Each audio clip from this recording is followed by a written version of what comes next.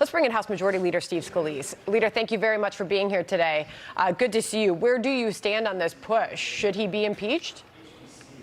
Well, Sandra, first, good to see you. And what we've been doing through the Oversight and Investigation Subcommittee is really building the case, showing the country what happened, but also asking tough questions. There are a lot of questions that Secretary Mayorkas wouldn't answer when we were in the minority that now he's going to have to answer, and ultimately get the facts out there. Wherever they lead, that's ultimately what a good investigation does, and there's going to be accountability. And I think accountability is the most important point, but first you've got to get the facts out. There's a lot of things this administration has said that haven't been backed up with facts. It's time to get the facts out. Okay, so based on what you just said, you can't make a decision right now if he should be impeached. Obviously, we have pointed out how bad this open border is. It's a major crisis, not just the millions of people coming in, but the deaths. You saw the human trafficking. You just covered that in your report. We see deaths every day. Almost 200 young Americans are dying from drug overdoses, from fentanyl, because we've got an open border under Joe Biden's policies. He could fix it today. He won't. Secretary Mayorkas goes around saying the border's secure. It's not secure. But again, there are a lot of questions we have for him and for the people that work for him.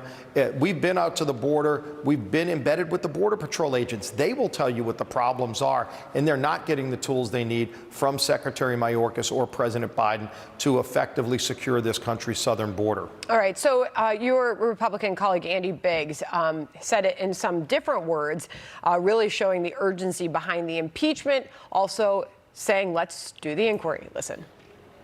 Let's do the inquiry, but if we're going to sit around and talk about it and not have any action on this to investigate and then proceed with normal due process rights for Secretary Mayorkas, then I think you're making a huge mistake, because we just don't have the time. Do you believe that to be the case? Are we running out of time? Well, there has to be an urgency. That's why we're moving so quickly. We've only been in the majority a few weeks. And in fact, the committee's just got appointed in the last 2 weeks, and yet we're already having hearings. You've seen Jim Jordan's committee, Jamie Comer, the Oversight Committee. But the next step is accountability, Sandra, and that's very important. There should be no cap on how far it goes. The facts need to drive it, get the facts out, and then hold people accountable who have done these things, not just at the border. There's so many problems in our country from so many different agencies, and we're going to be holding all of them accountable. People want answers. People are angry about what's happening in this country, unlike what Joe Biden said last night, acting as if the State of the Union is great, everything's fine. No, it's not. There are major problems. He's done harm to hardworking families through his actions and those of his cabinet secretaries. And it's time for action and accountability. Getting the facts out is the first step. Another person demanding answers, a mother who lost her 19-year-old son to a fentanyl overdose. She'll be joining us next hour. Lastly, roll the tape on Nancy Pelosi, hoping Biden will run for re-election. He was a remarkable 2 years, and again, connects very empathetically with the American people. So I hope he runs. I'm for him if he runs. And I know that the Democrats will fully embrace him. If he runs, it's over. If he runs, it's over. Your reaction to that?